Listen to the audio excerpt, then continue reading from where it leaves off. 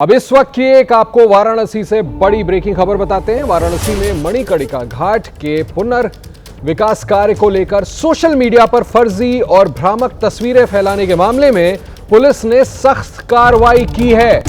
बड़ी खबर इस वक्त की, पुलिस ने चौक पुलिस स्टेशन में 8 अलग अलग एफआईआर दर्ज कर लिए। ये मामले एआई से बनाई गई तस्वीरें और गलत जानकारी फैलाने के आरोप में 8 लोगों के खिलाफ दर्ज कराई गई है, जिनमें आम आदमी पार्टी के राज्यसभा के सांसद संजय सिंह और बिहार से सांसद पप्पू यादव का नाम भी शामिल है। इस वक्त की आपको बड़ी खबर बता रहे हैं। भ्रामक खबरें फैलाने के आरोप में 8 लोगों के खिलाफ अलग अलग एफआईआर दर्ज करा दी गई है। इनमें आम आदमी पार्टी के राज्यसभा सांसद संजय सिंह का नाम शामिल है और बिहार से सांसद पप्पू यादव का नाम भी शामिल है। भ्रामक खबरें फैलाने वाले 8 लोगों पर केस दर्ज कर लिया गया है। इस वक्त की बड़ी खबर, ये तस्वीर हम आपको दिखा रहे हैं मणिकर्णिका घाट की, जहां पर अहिल्या भाई होलकर की जो मूर्ति थी उसको लेकर के ये विवाद उठ खड़ा हुआ।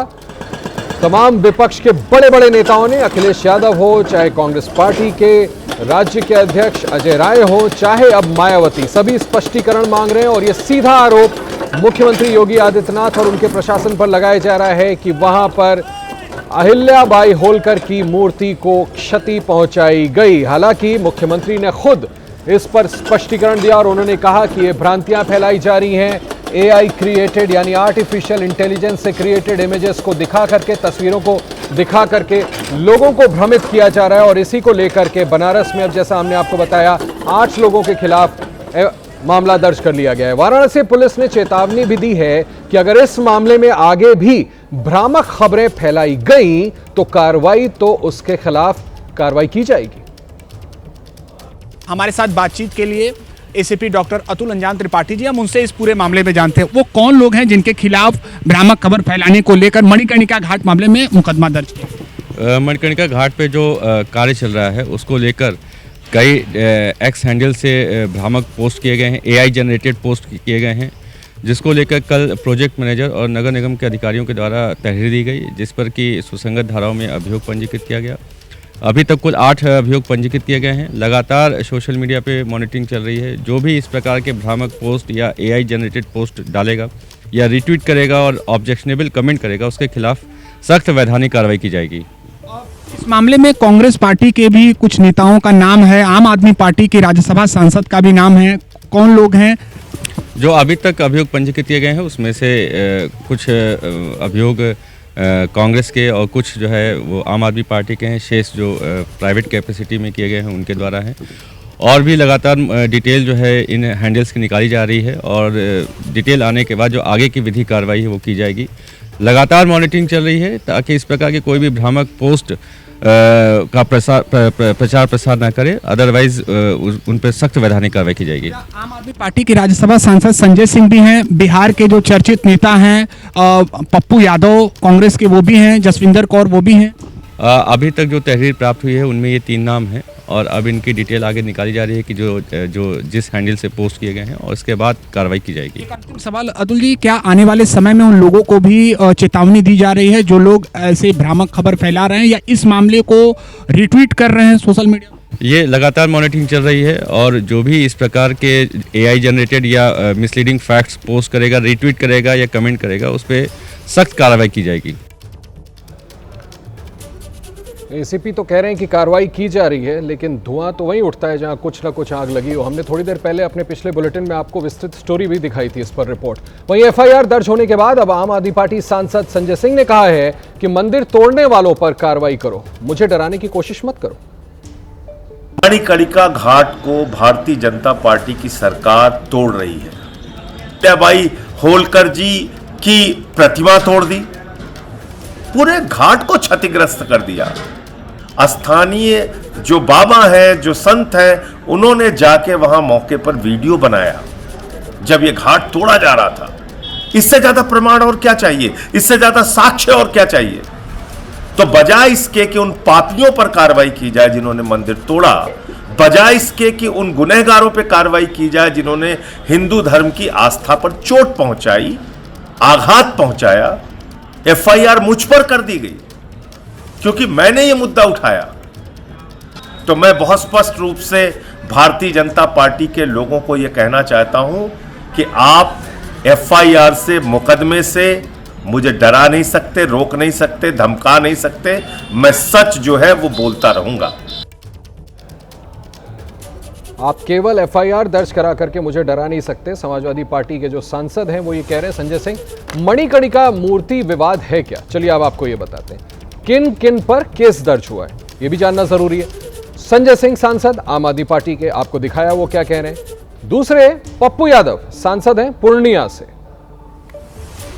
मणिकर्णिका केस आरोप क्या है इनमें, ये आपको बताते। धार्मिक भावनाएं भड़काने, सामाजिक सौहार्द बिगाड़ने, सौंदर्यकरण के काम में भ्रम फैलाने और अफवाह फैलाने के आरोप हैं। ये वो मुख्य बातें हैं जो हम आपको बता रहे हैं, जिसको लेकर के यहां पर विवाद हुआ है।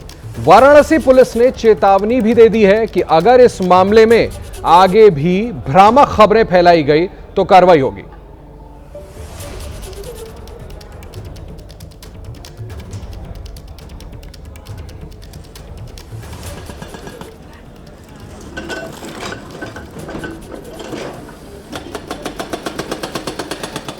ये देखिए, हम आपको दिखा रहे हैं, आर्टिफिशियल इंटेलिजेंस से मंदिर को तोड़ने का दुष्प्रचार किया गया।